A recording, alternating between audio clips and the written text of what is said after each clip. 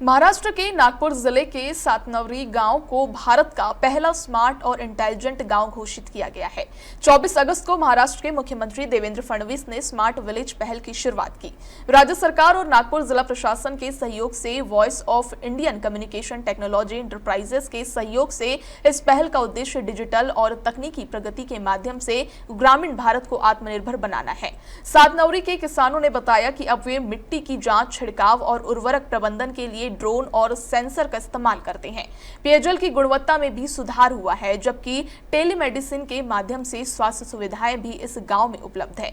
अगर कोई medical test जैसे ब्लड टेस्ट या कुछ और जरूरी होगा तो नागपुर से डॉक्टर आकर सैंपल ले जाएंगे। कई लोगों का मानना है कि ग्रामीण क्षेत्रों में इन तकनीकों की मदद से पलायन पर काबू और अर्थव्यवस्था को बढ़ावा दिया जा सकता है।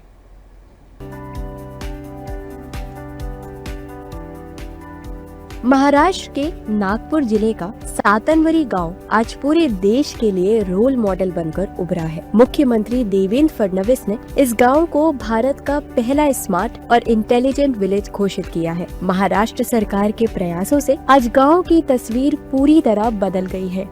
यहाँ फाइबर ऑप्टिक इंटरनेट और वाईफाई कनेक्टिविटी उपलब्ध है।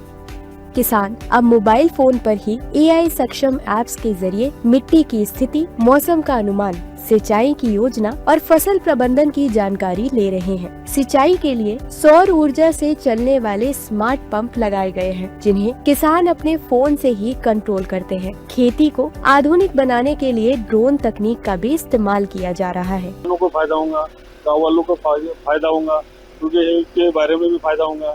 जो हेल्थ का दवाखाना है, किसानों को फायदा होगा। जो सेंसर लगे उनसे किसानों की उपजाऊ उत्पादन ज्यादा होगा। यहाँ पर लेके आए हैं स्मार्ट खेती, और स्मार्ट खेती जो है वो डेटा कलेक्ट करता है सॉइल्स, और वो सारा डेटा जो है वो हमारे सर्वर्स में जाता है, और सर्वर के ऊपर हम AI, जैसे आपने पूछा AI का क्या रोल है, उस डेटा को हम अपना AI से प्रोसेस करते हैं और अलग अलग डिपार्टमेंट्स को उनकी रिक्वायरमेंट के हिसाब से डिस्ट्रीब्यूट करते हैं।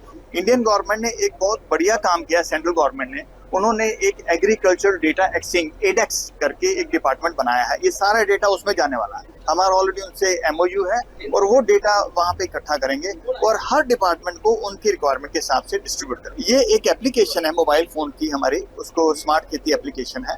वो उसके मोबाइल में, इट्स ए फ्री एप्लीकेशन, उसके मोबाइल में हम इंस्टॉल करते हैं। उस मोबाइल के अंदर एक डैशबोर्ड आ जाता है। उस डैशबोर्ड में कई एप्लीकेशन है, वैल्यू एडेड सर्विसेज बड़ी बड़ी है, सम 9-10 वैल्यू एडेड सर्विसेज है।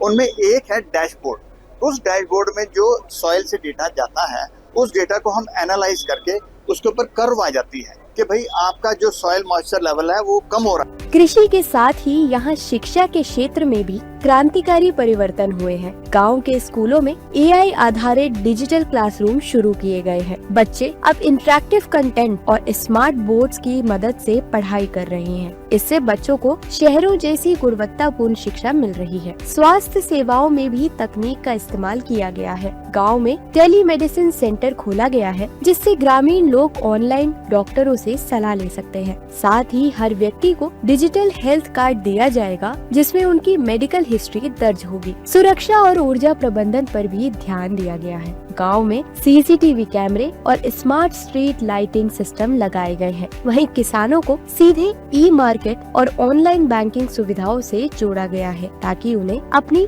उपज का बेहतर दाम मिल सके। इस परियोजना को साकार करने के लिए महाराष्ट्र सरकार ने वॉइस ग्रुप के साथ मिलकर काम किया है। कई भारतीय कंपनियों ने मिलकर गाँव को स्मार्ट बनाने में सहयोग दिया। मुख्यमंत्री देवेंद्र फडणवीस ने घोषणा की है कि आने वाले समय में हर तालुका के 10 गांव इसी मॉडल पर विकसित किए जाएंगे।